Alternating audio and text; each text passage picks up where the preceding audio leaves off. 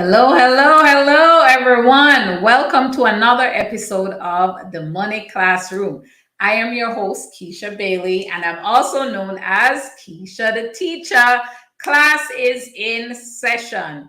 So, no matter your age or stage or wage, you are inside the Money Classroom to learn how money works and to take away these lessons to make your money grow and work for you.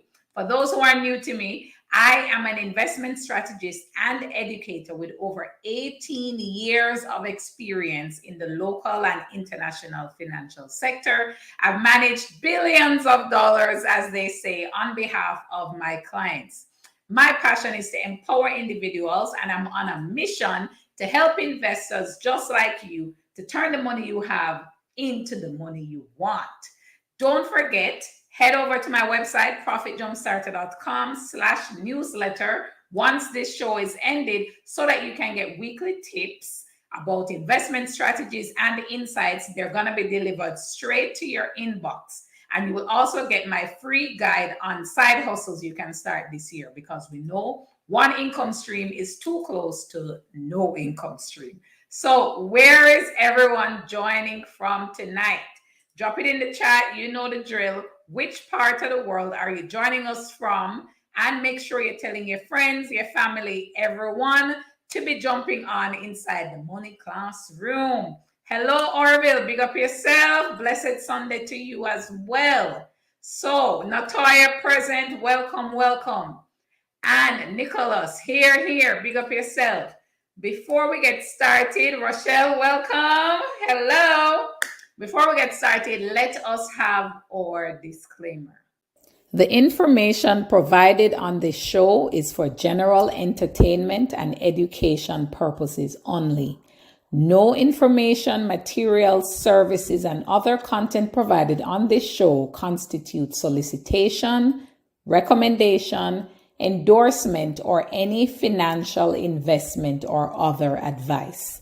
Seek independent professional consultation in the form of legal, financial, and investment advice before making any investment decision.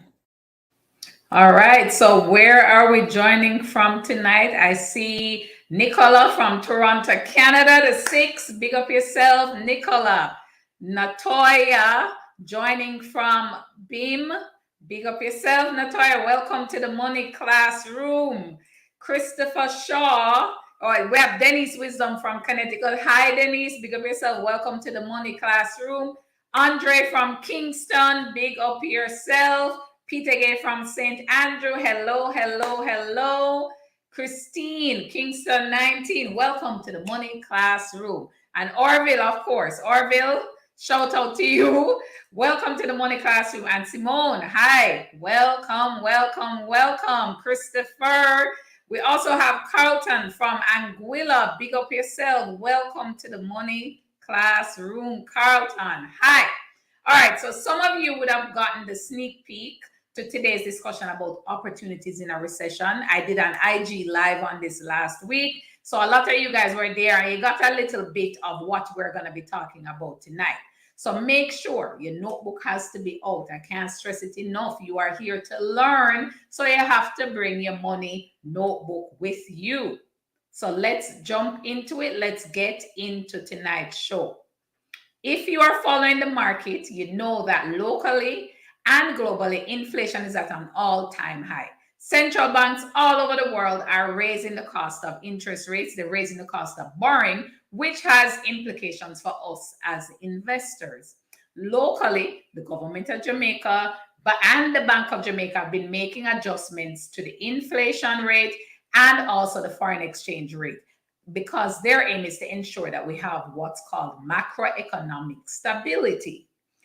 Today's discussion, we're going to be speaking with our guest expert, Keith Duncan, who is the co-chair of the Economic Programme Oversight Committee, EPOC, and he's going to be here to share his views on the economy, where he sits as a co-chair of EPOC.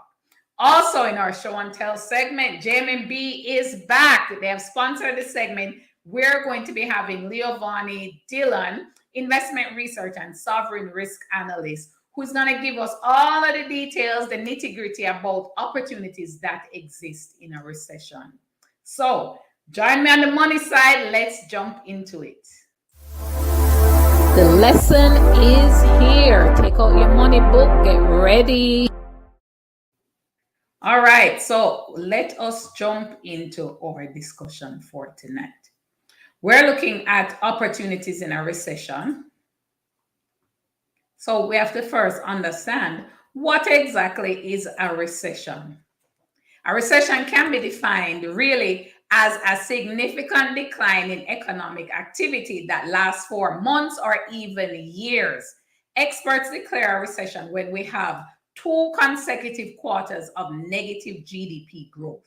We also need to see rising unemployment, falling retail sales, meaning, less people are buying goods. We also need to see contracting measures when we talk about income and manufacturing.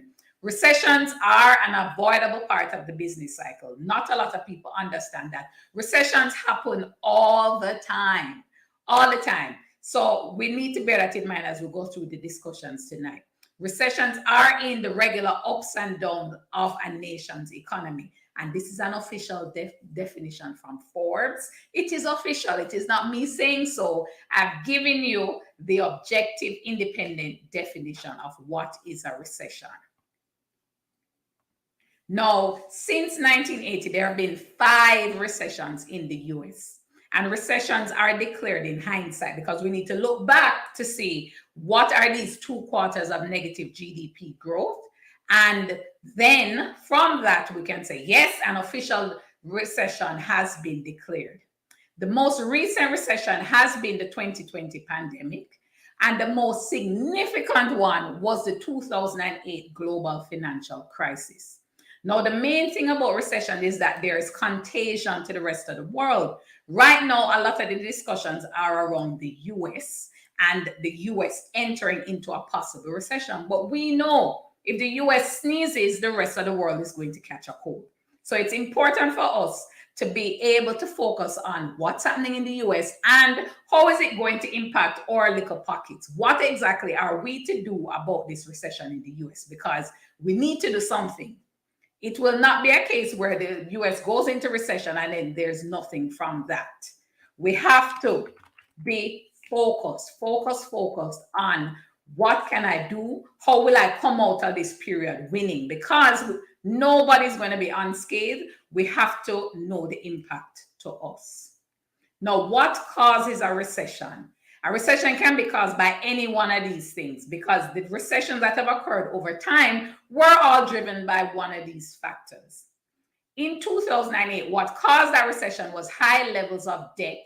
And because of that, we had asset price bubbles. We had housing prices being very, very high.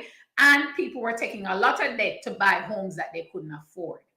Another cause of a recession can be now financial disasters, an unexpected occurrence that creates financial disasters. This is what happened in 2020, the pandemic. It was an unexpected occurrence, but it created a financial disaster because a lot of persons started liquidating stocks and pushed the stock market across the world lower and lower and lower.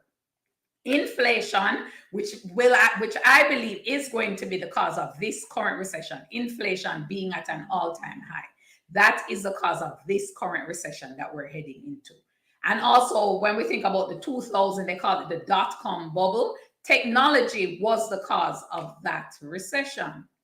So we look at the economic, the technical definition of a recession, but we also need to understand, are we, me, you, Keisha, all of my guests on tonight, are you in a recession? So you are in a personal recession if you're experiencing any of these things. Job loss, maybe you have your business closed, or you have your investment portfolio declining by more than 60%. So when you go in, you look on your statements, you're realizing that the value of your investments have fallen more than 60%. Not a single investment, but in totality, the value of your portfolio, the value of your wealth has depreciated by 60% or more. Drop it in the chat. Is anyone here saying, I have experienced any of these things? because I want us to understand that an economic recession is very different from a personal recession. Have you experienced any of this?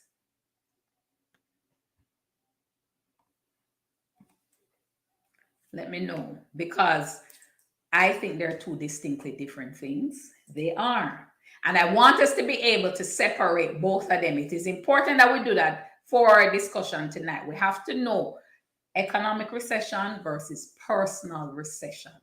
Am I really experiencing a personal recession, or is it just an economic recession that's occurring that I need to understand how to navigate?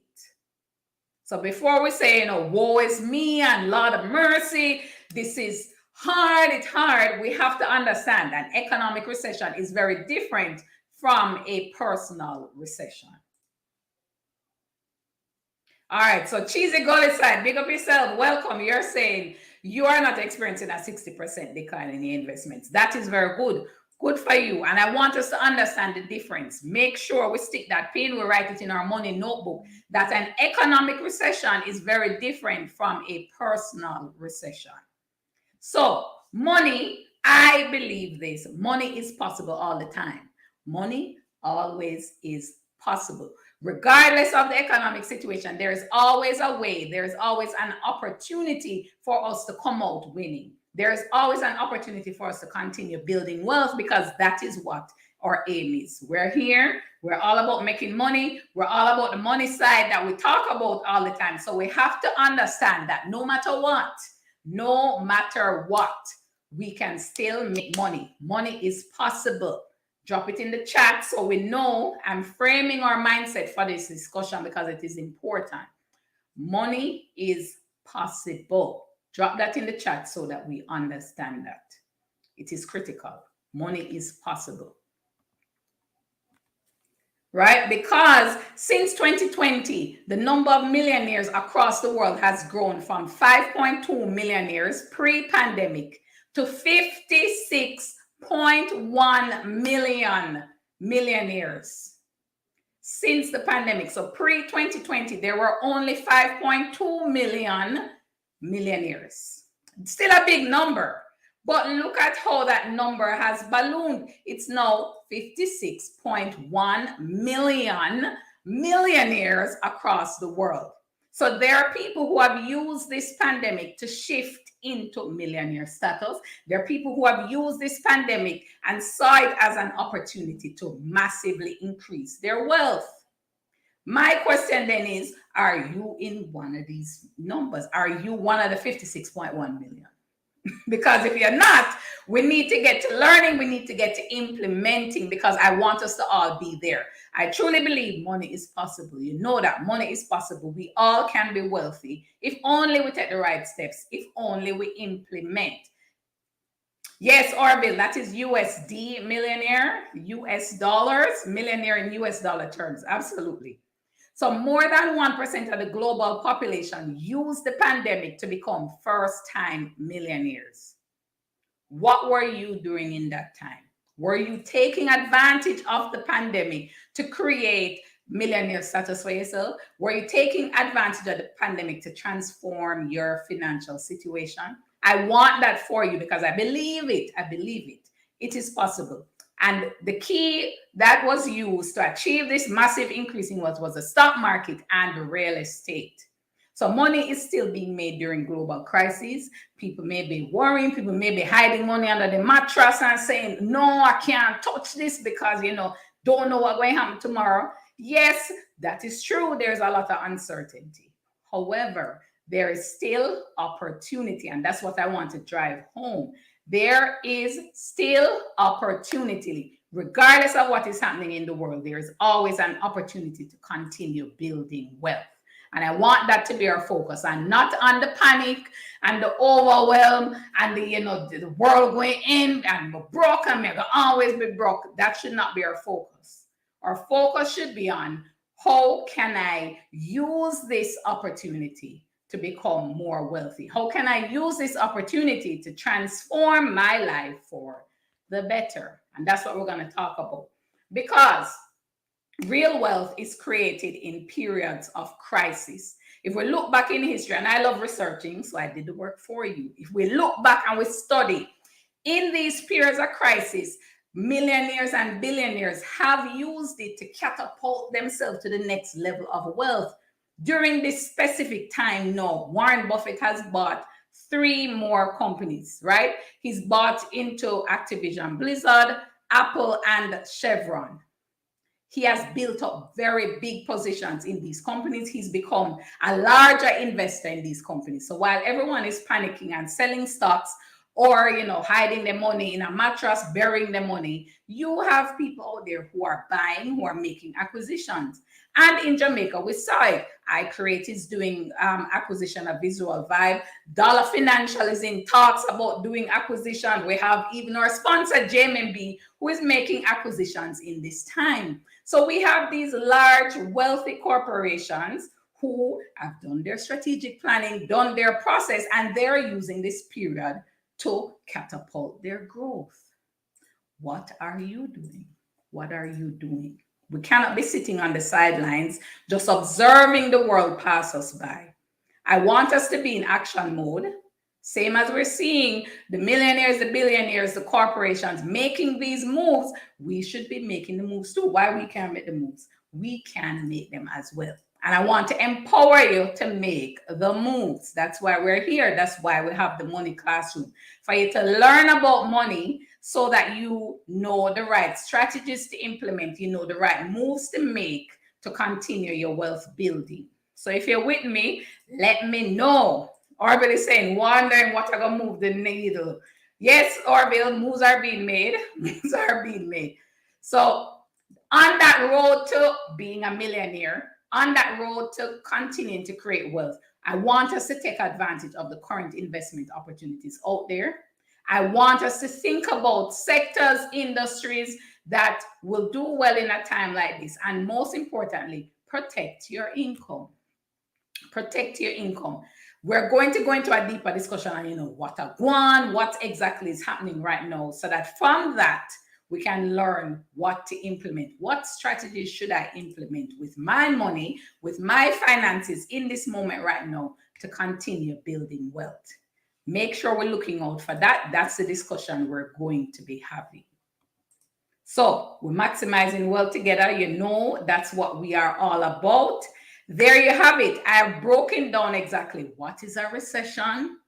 How do you think about an economic recession versus a personal recession, and how we should reframe our mind to go into action mode rather than sit on the sideline and let the world pass us mode. So we are in action mode. That's where we are. We need to gather as much information as possible so that we can know the right steps to take. And we're going to continue on that information gathering because we're bringing on our guest expert right now. Tonight, we have Keith Duncan, co-chair of the Economic Programme Oversight Committee, and he's here to share his views on the economy from where he sits as co-chair of EPOC. All right. Welcome, Keith Duncan. Hi, Keisha. Good night and good evening. Good night to your viewers. Thank you. Welcome to the Money Classroom. Big up yourself, Keith. Welcome. Big up yourself, Keisha. You're going on good. It's chairman of EPOC though. There used to be a co-chair. Now it's just the chairman in the last round of EPOC from 2016. All right. So my apologies. Not a problem. Welcome. So we're going to get into the discussion because we want to educate and empower persons to make their lives better, to transform their financial situations. And I know that is near and dear to your heart as well. Yeah. So as much as we can help to educate and empower persons, I know you are there, you're ready for that. Yeah. So let us have a discussion on what do you see as the outlook for the Jamaican economy from where you sit for the rest of the year?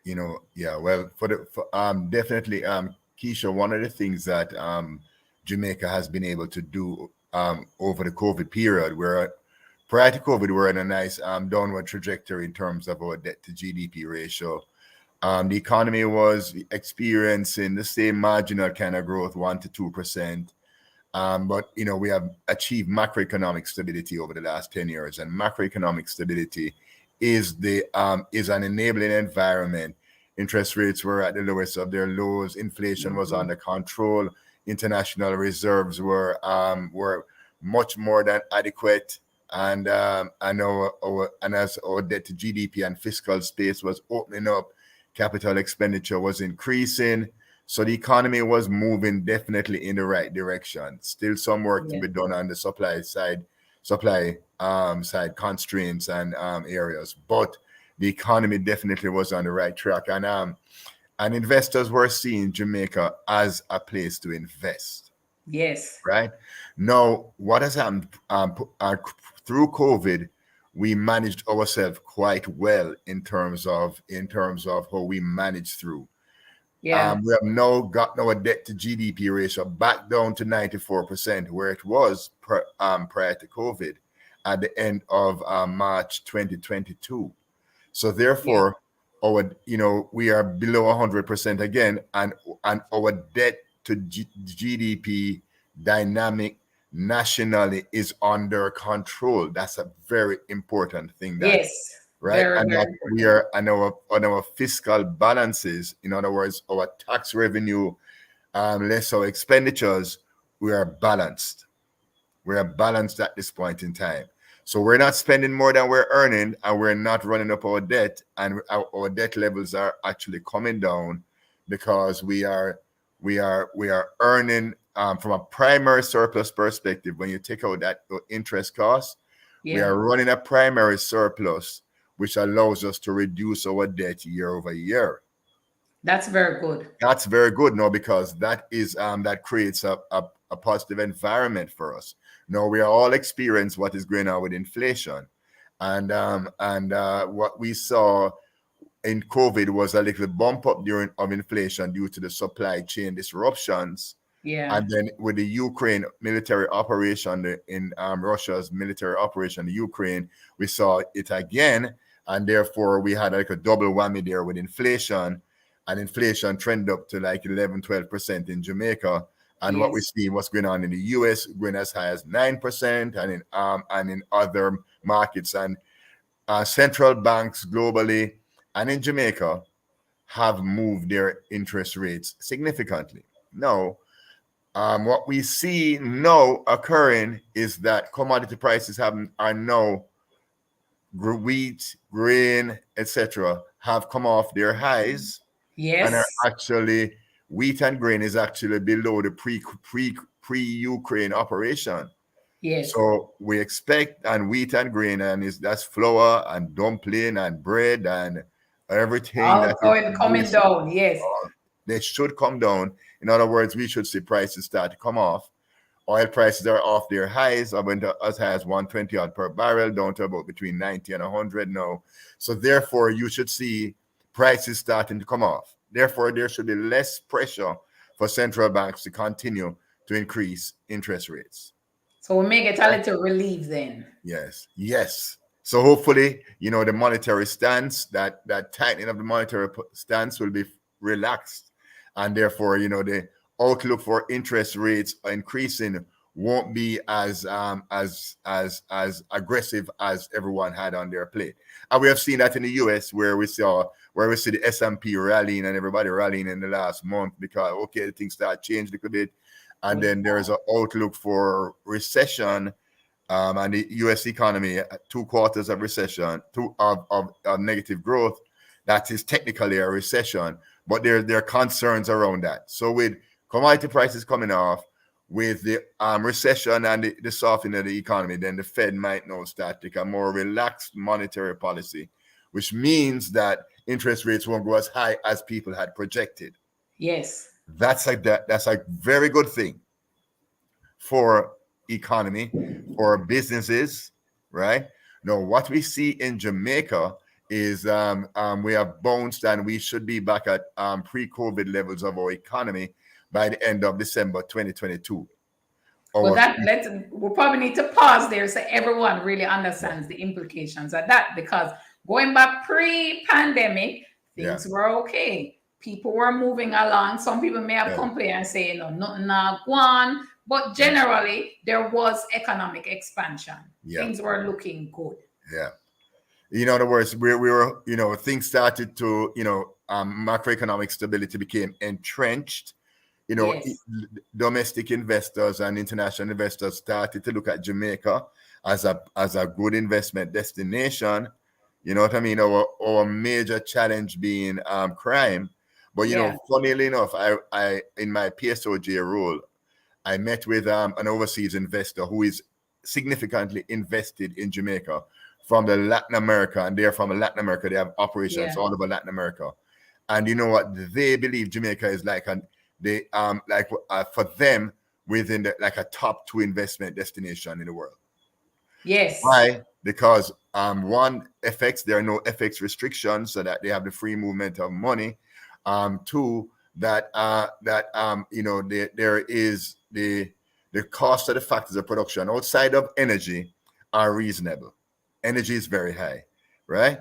But everything else works for them, and they are even looking to pump more money in building out capacity, right? That is good. Yep. So therefore, we expect the economy will be back at pre-COVID levels. That is real GDP, because nominally we're ahead, right? Nominal GDP, but real GDP level will be at pre-COVID levels at the end of this year. That means the economy has bounced back quite strongly, and our debt numbers are under control. So that means we're in a fairly good place. Right. Now, what is occurring right now is that because of all of what is going on globally, there are nearshoring opportunities. I know we don't want to talk about opportunities. There are nearshoring opportunities, logistics, BPOs. Right now there's a need for like 160,000 square feet of BPO space in Kingston and St. Catherine. There are investors that are lined up to come into Jamaica, and where the challenges is space and people. That is good. That is a good, because we can find those. Yeah. And so therefore it's about businesses and your people who you're in your classroom now.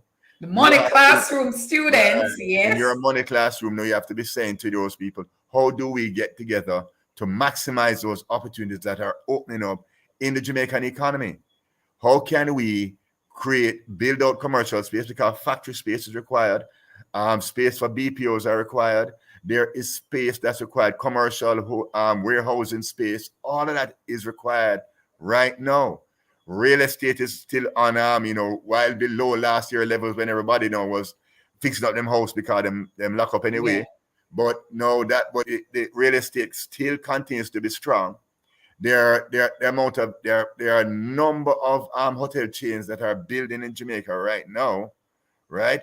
As we speak, and are breaking ground. Tourism continues to be they're above 2019 levels at this point in time. Cruise shipping is returning big time, and we're at like 110% of where we were in the month of May. So therefore, the economy has a strong momentum, underlying momentum to it. That means there are opportunities, as you say, they're out there. There are real opportunities out there. The logistics space is another major opportunity. Yes. Because what's happening now is that people know within the region now, you start bringing in containers, breaking them down right here and moving them across the region, right? So therefore, there's the shipping, logistics, there's BPO, there's tourism, there's downstream from tourism, agriculture. So therefore, the economy is on a steady footing. That is good to hear. Yeah. Money is possible, as we said. There are always opportunities. So we have a question from the audience. Christopher is asking the latest update on the special economic zones. Right. Would you be able to share anything on that? Well, I don't have any details on that. I'd ask, if you want to talk to someone about those specific kind of details. I believe Mega Breeze, who is the PSOJ executive director, or the JMMB, they should be able to give you specific details on that. But we know that the work continues in that area, and they're looking to normalize, and especially for the BPOs, where BPOs want to be able to have people work from home X% of their staff, I believe, is up to 40% work Yeah. from home because they found that to be very efficient, right? And that is on the way. The special economic zone work continues that way because they have to make it easier for businesses to operate within the special economic zone without all of these regulations that Yes. bureaucrats tend to throw at us, because then they'll say, okay, that's my work to create regulations. Let me just create enough regulations. You understand what I'm saying? And that's not how you should be doing. It's ease of doing business. That's how we That should is be what doing drive it. it forward. Yes. Right? Yeah. So therefore, but we know that work continues. We have seen the build out of, in the Portmore area of the IT parks, etc., etc. Yes. We know that the Caymanas special economic zone, that is Coming on. work in progress. So there are a lot of things that are in the pipeline. The highway expansion to build out infrastructure and connectivity from here to Williamsfield, North Coast, the Mobile bypass. All of this is going to make business easier, right, and more efficient, right, to do business in this country, to move goods etc. around the country. You know what I mean? So a lot is happening. The underlying infrastructure in the economy is being developed. Which Where we're important. missing is on the people side, human capital development. And we have to get education, skills training, upskilling. We have to get that right. Because as the world is evolving, digital disruption, etc., Yes. our people need to be trained. And it's not like our people can learn.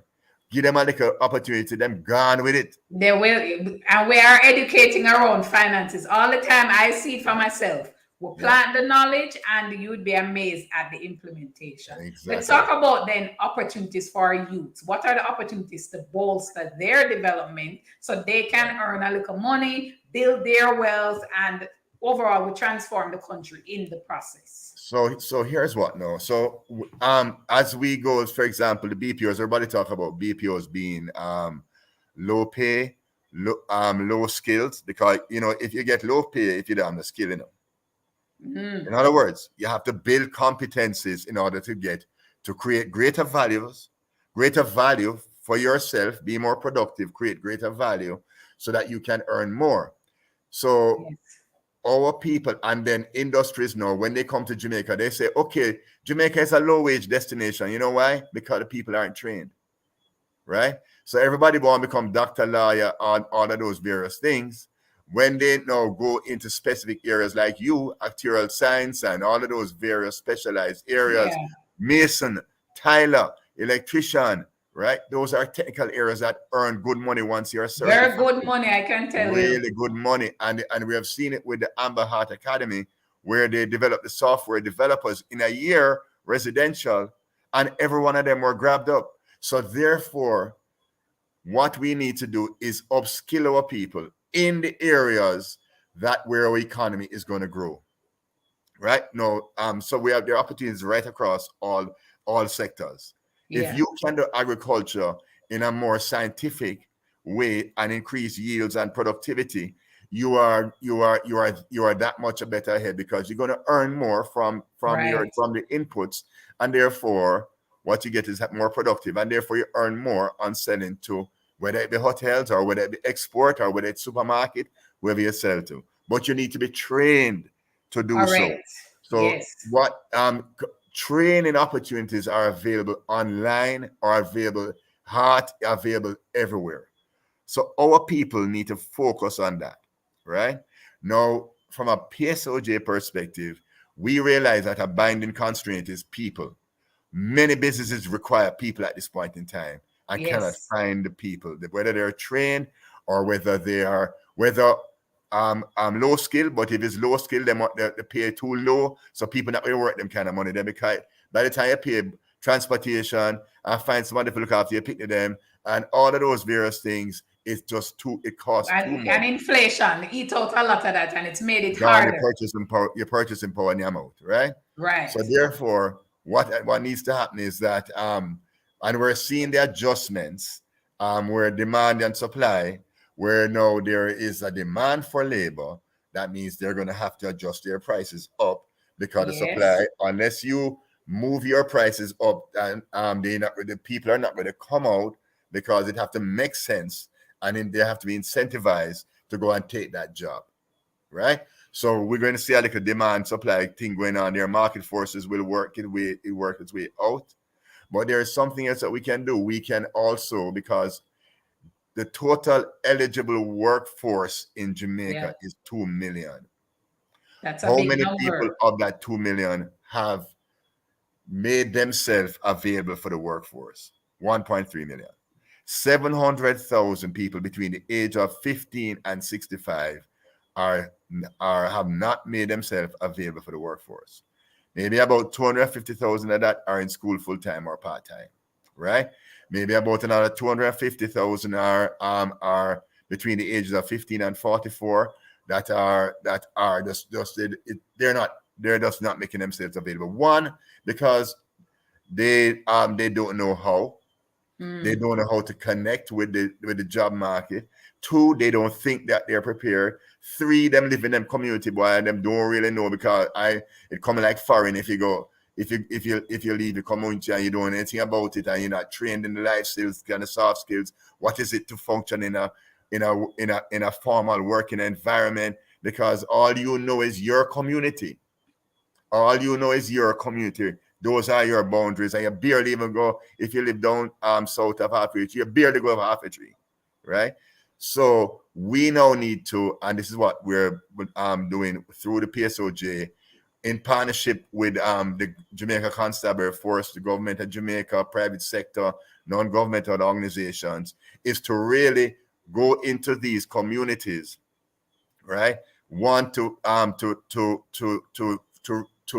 work with the communities, and we're forming community transformation boards to roll out social programs in these communities from children through 0 to 6, 6 to 11, 11 to 15, 15 to 29. Focus on programs that get them in a place, mindset first, because they have to believe that it's possible, because everybody is a low trust, skeptic, everybody's skeptic now, so I mean, it's a different, we never make it.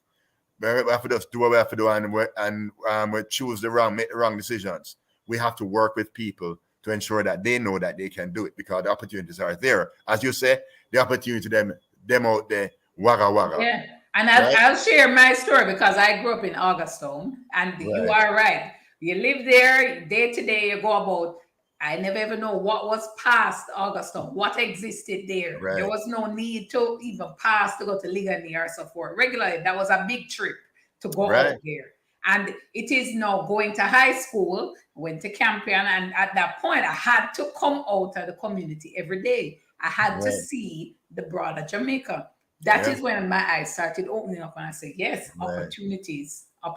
So, and with time, as you educate yourself, you acquire additional training, the opportunities expand for you. So you are 100% correct. And this is what we want for everyone. This is why the Money Classroom exists, because we want to educate and empower persons that money is possible. So Project Star is going to work on the social component, but then you have to have the economic component.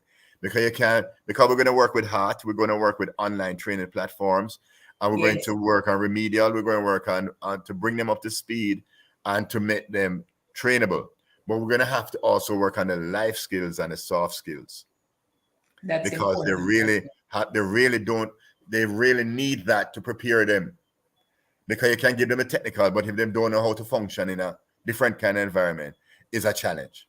So we have to prepare technical, soft skills, right? Mindset.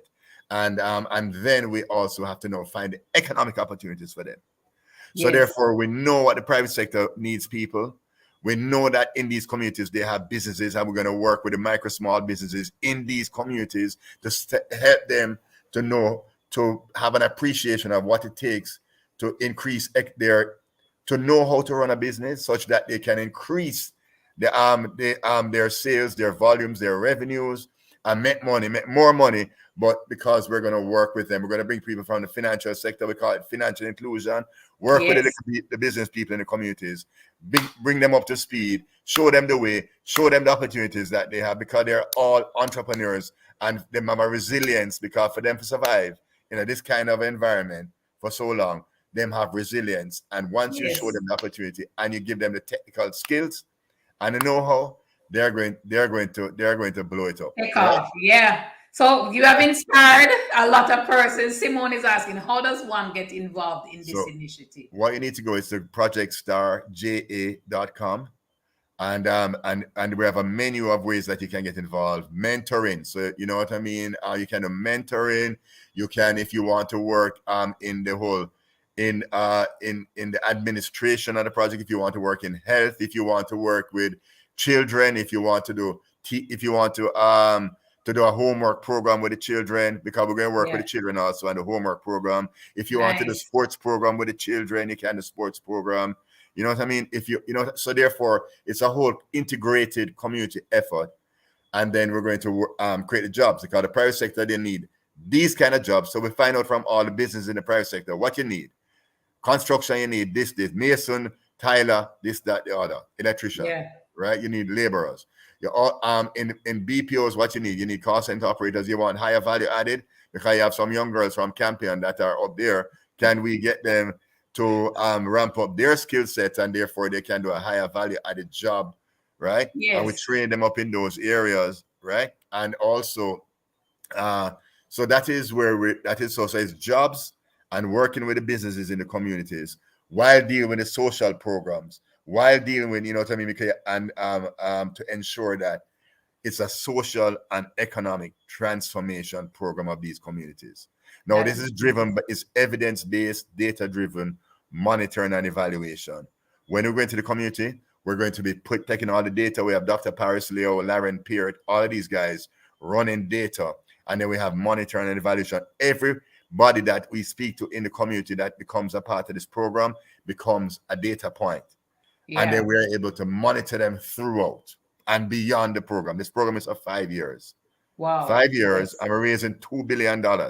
We're going to raise money on the Jamaica Social Stock Exchange. Someone wanting to tell on the people, all of the money people, your investment and your return on your investment is a better Jamaica. Yes. So we have another person, Kevin, saying, I would love to get involved as well. So I'm going to share the info with everyone to make sure. I will get that from you, Keith, how exactly persons can get involved, because you have inspired persons. This is amazing. Our aim is to show that there are opportunities. You have done just that. And you have inspired even more past opportunities for persons who can help now to create opportunities for others. Yes, so you know why? Because we have the macro piece down now, you know. We have that covered. The micro and the people, that's where we need to focus. So you can imagine we take care of the micro now and the people, and they have the macro piece. As an outcome of working in these communities is reduction in violence. That's an outcome. But you have to do the work with the people first. Then your outcome is that you'll get violence reduction, right? How we choose the communities?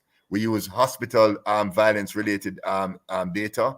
We use crime data, and we use the demographics, and that's how we choose the communities. Our first community is East Downtown Kingston in September. And remember, we'll be there for 4 years, and then we go to Sablamar, and we're going to Maypen, and we have 7 more communities. This is going to be a template that we're developing to make it scalable and national.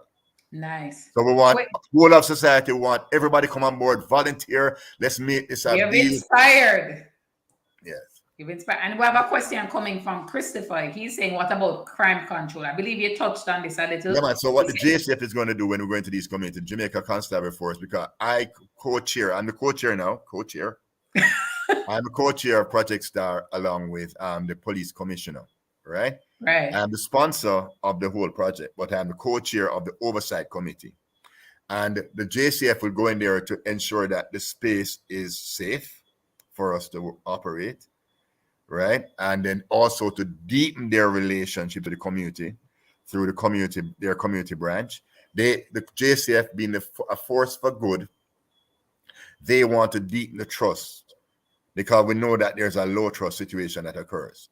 At maybe the national level, but when the police are in the communities, the people relate to the police, the local police in the communities, because they are there with them all the time, every day of life. You know what I mean? So therefore, we want to deepen those relationships. We want to get order. We want order in the communities. We want opportunities for the communities. We want, and as a result of all of this, there will be violence reduction. Right. And the design and the solutions for what is implemented in these communities is from the community leaders, SDC, Jamaica Social Investment Fund. All of these people come together into call a community transformation board with the community leaders, community organizations, community development council, community-based organizations, youth club, police youth club, whatever active youth clubs, and they come together to design the solution and own the solution. That is good. Yeah. So created by the people for them, which is good. Exactly. So nobody's going down there and saying, this is what you must do. Right. No. This is ownership. Created by the people for the people. Mm-hmm.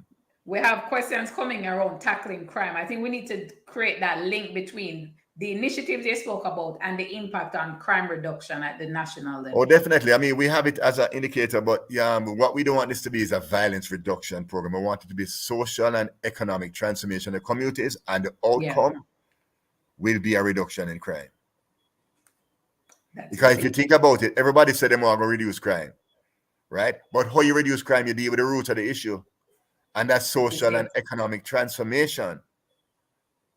Create opportunities so that the crime is because I believe as well, maybe it is the crime is the opportunity right now, but if we create additional opportunities. So here's what I know. You know how much a truck driver can earn. You know how much a tiler, a certified tiler, a certified electrician, how much they can earn. And if the people are there and you can train them up and they can take these jobs, the private sector is willing to take them on, right? And they can earn really good money, but they don't know. They do not know. So we're working to create that whole end-to-end technology app where people can go online and say, what are the jobs available? Yes. Right. Yeah. And then can say, well, here's a career, and you show them career paths so that they have the knowledge, because them not the knowledge right now. The only thing them know is that them see them virgin a scam or whatever. And them say, well, that look like the only way to earn money, because that's all they're seeing. But if you show them the way and show them opportunity that they can sustainably and for the rest of their life earn decent money and increase their income over time, right?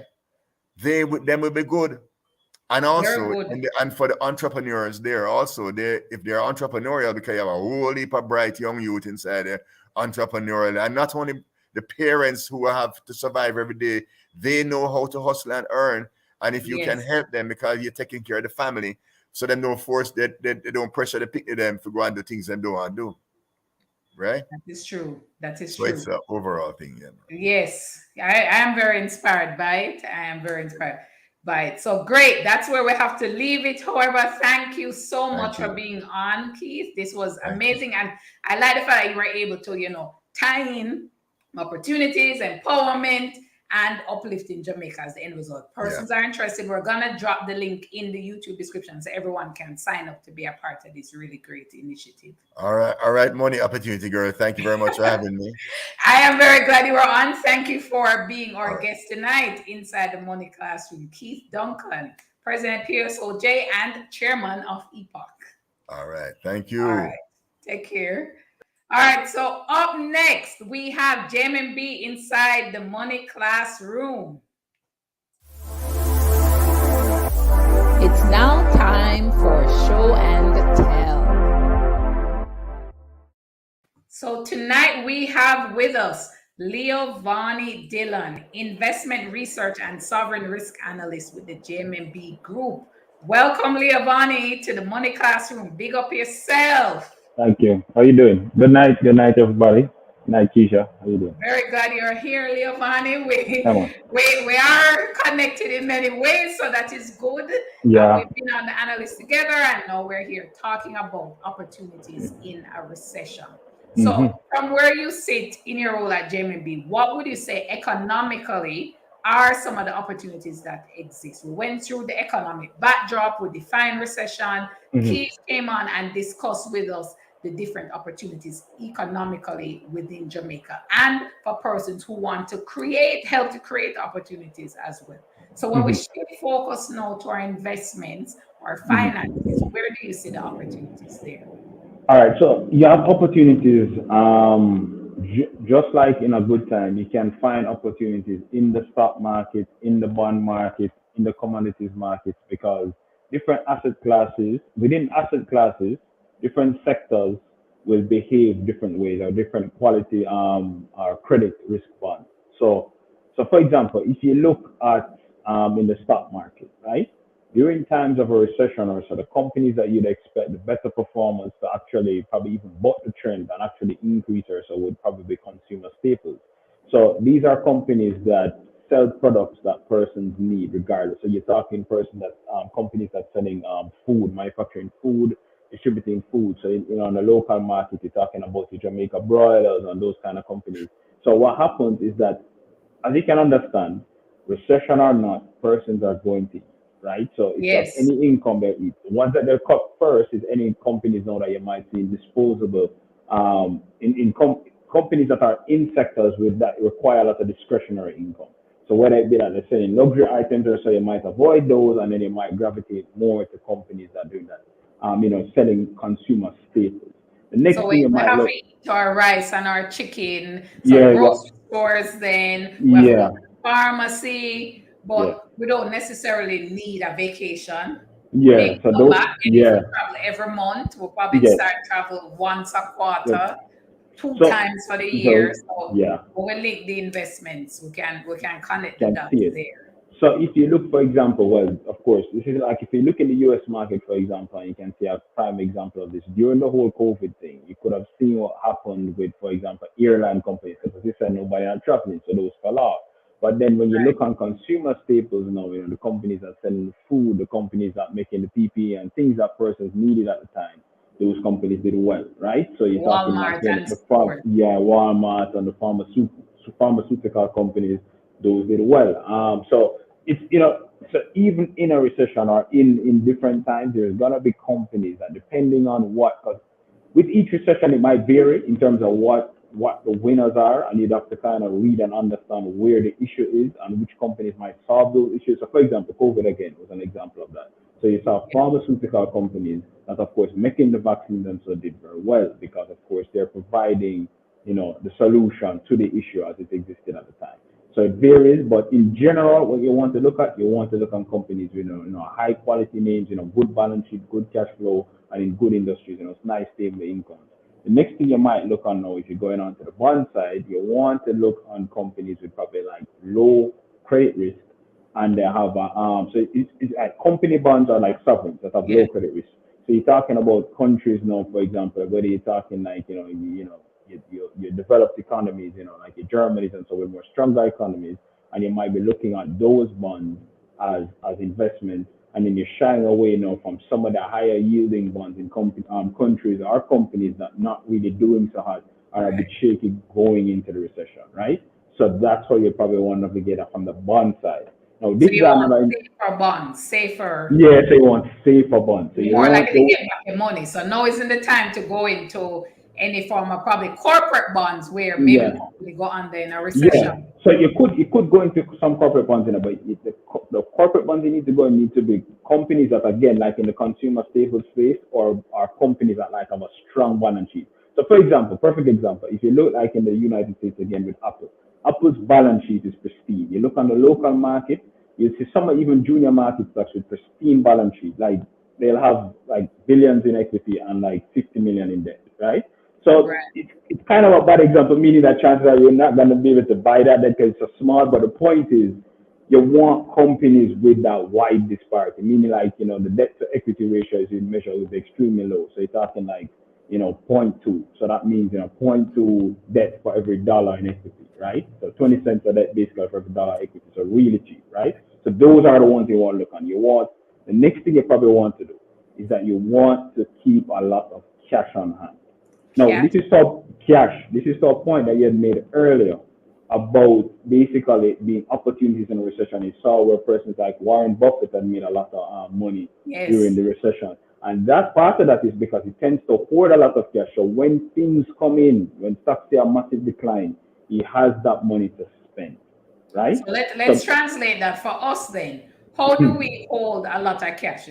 I know you're not talking about putting cash on that mattress because No. We're not talking about it. Physical paper cash Yeah. can disintegrate. It can right? disintegrate. Or people Yeah. say rats can't eat up the money, bite up the money. So we don't want to do that. No.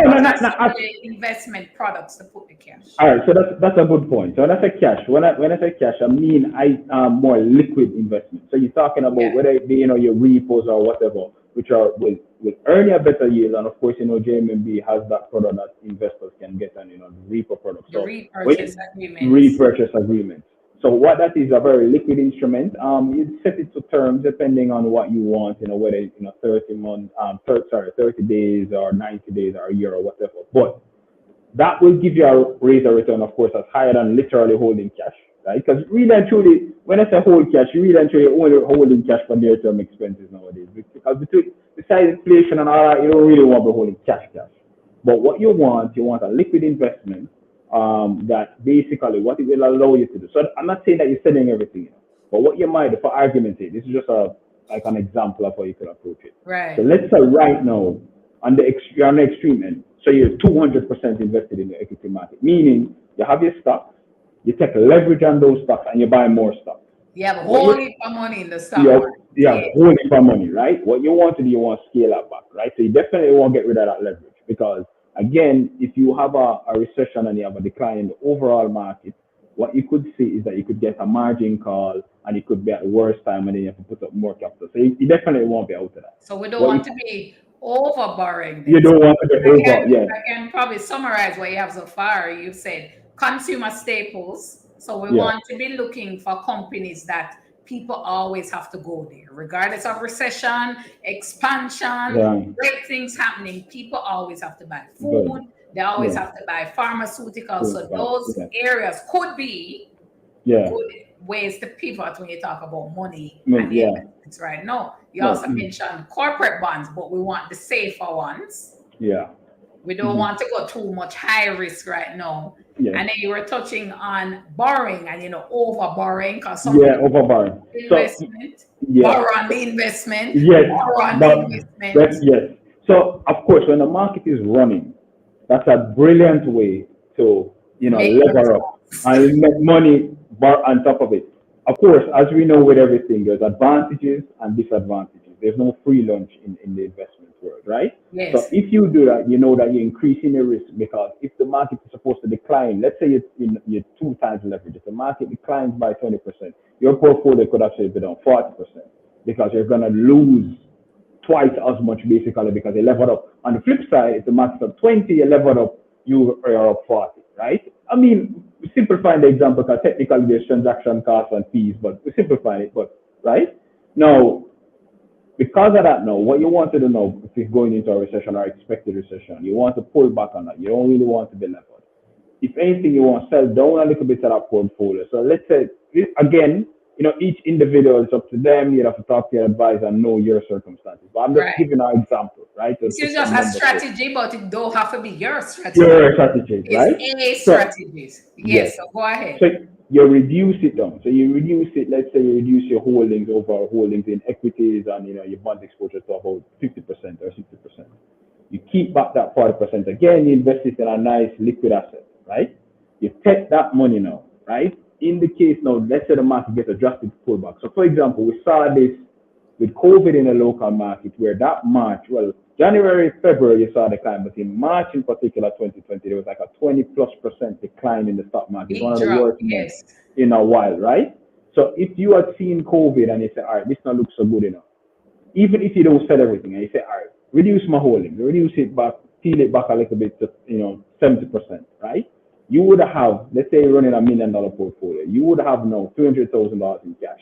When that pullback occurred, which you saw, there was a lot of names that get slaughtered, but they quickly rebounded, meaning that by the next month, they were where they were or probably even higher. So if you had eased back, take that money and you see the pullback and you say, wait, I am looking at this company and yes, COVID not so good, but this company is well capitalized, good management, usually very profitable, and COVID is not going to be around forever.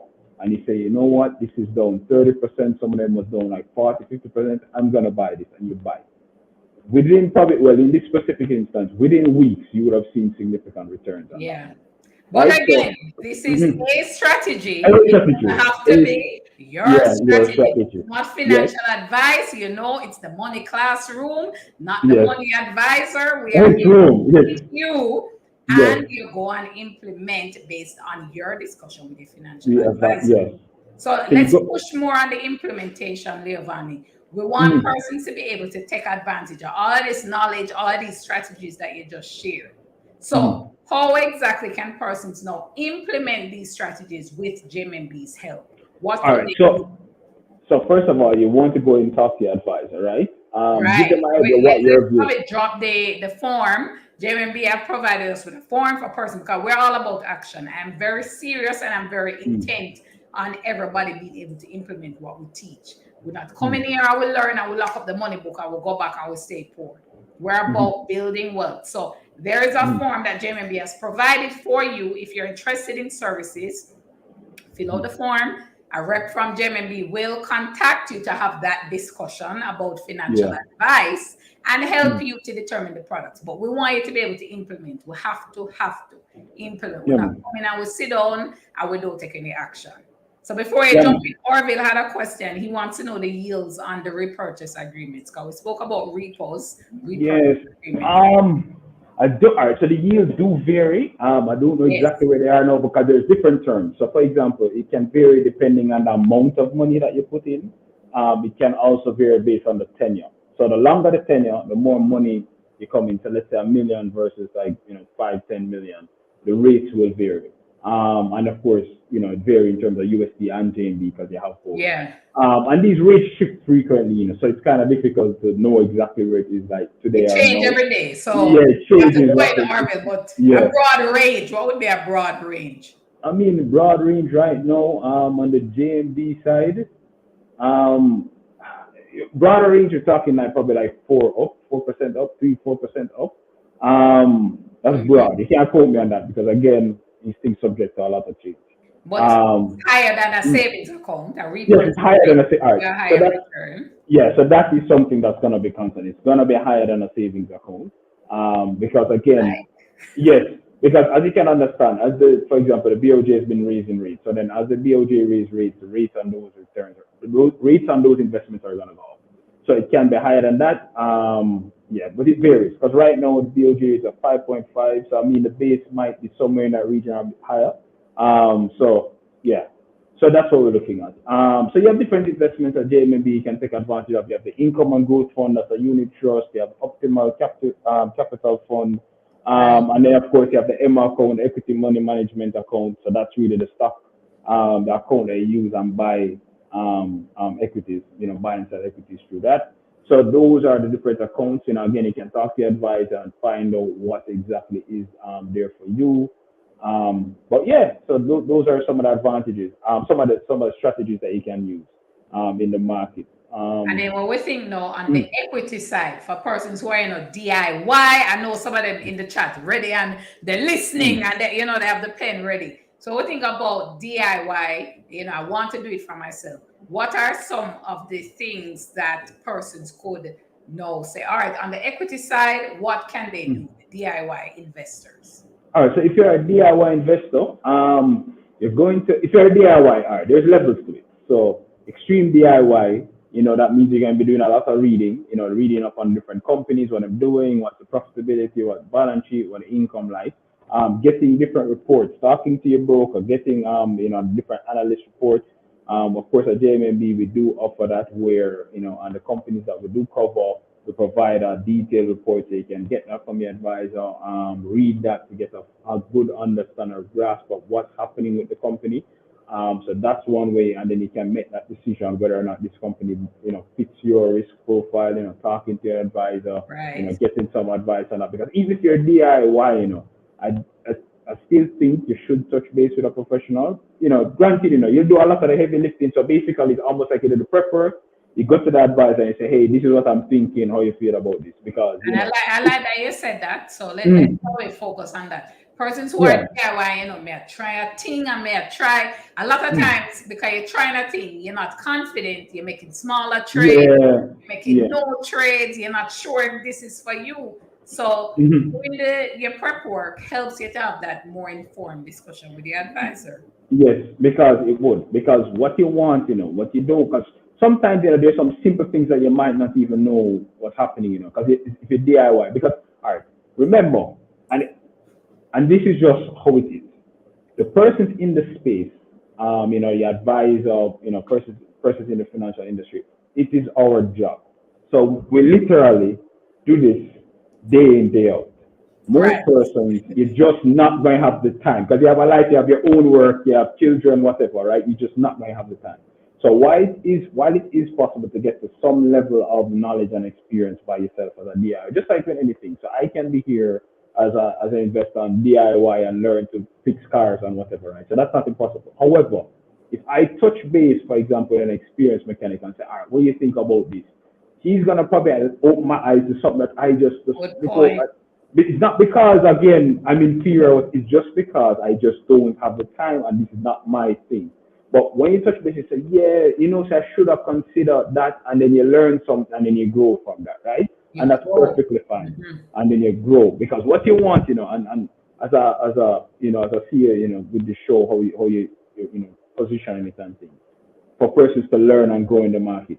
The thing is not going to be an overnight process. So you're not going to watch 2 episodes and think, all right, I know everything that there is to know.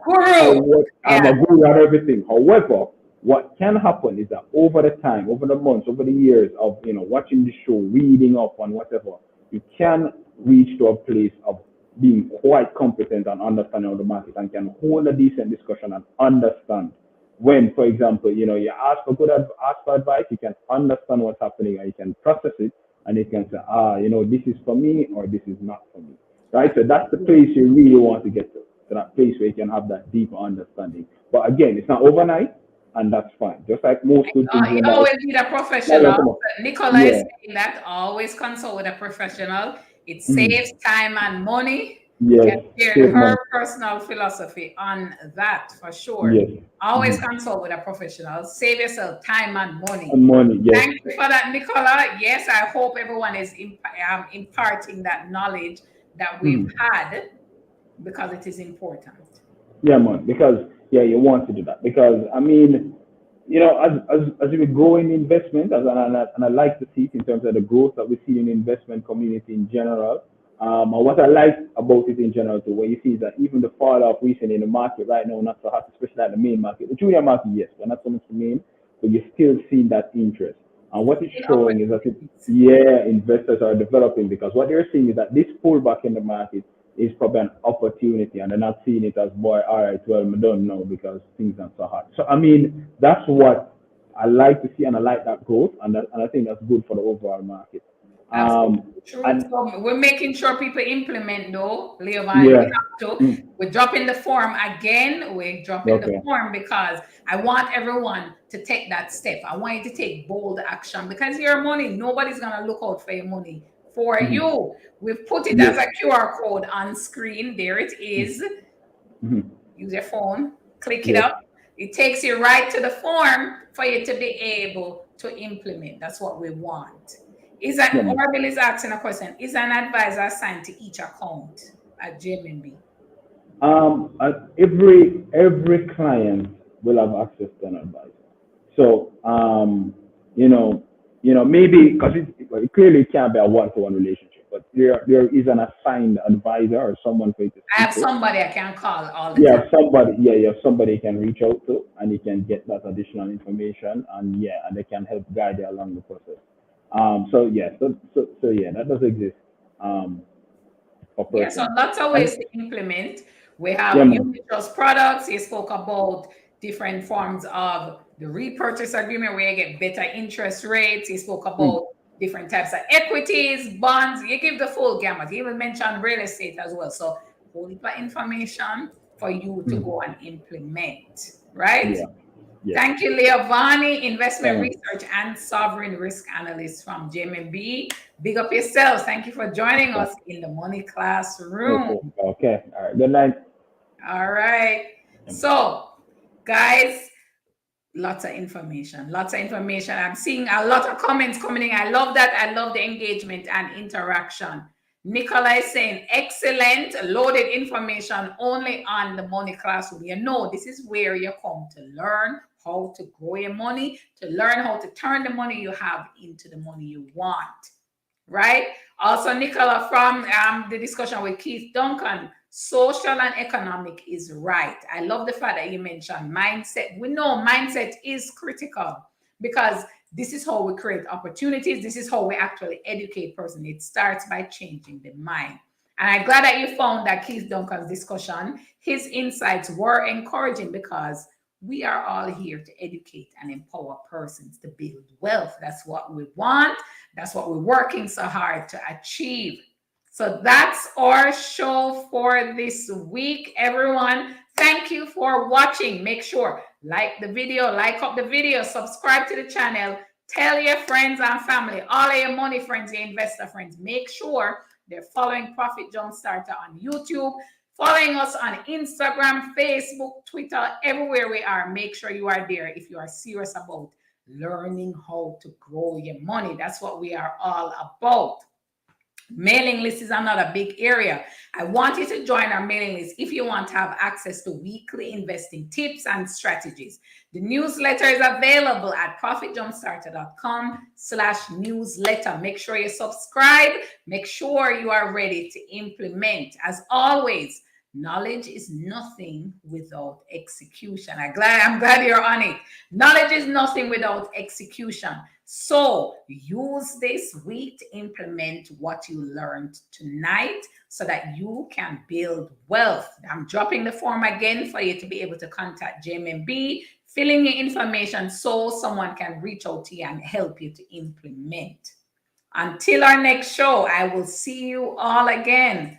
Bye.